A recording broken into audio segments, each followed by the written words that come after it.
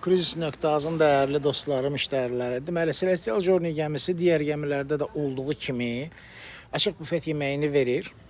Ayrıca alakart tipli səhər, günorta, axşam yeməklərində yeyə biləcəyiniz bir restoran təqdim edir. Pulsuzdur, yəni ödədiyiniz pulun içindədir. Əlavə bir ödəniş eləmişsiniz. Bu şəkil kifayət qədər böyük bir və xoş rənglərlə,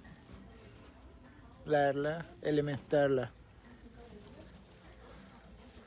belə bir fərqli bir dizaynla yanaşılıb. Maraqlıdır.